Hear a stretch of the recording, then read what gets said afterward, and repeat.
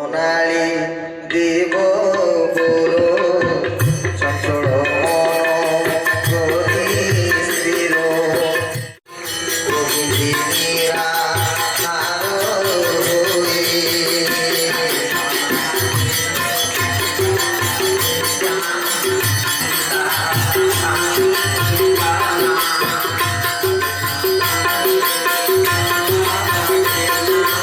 সম্পদ ভোগ করি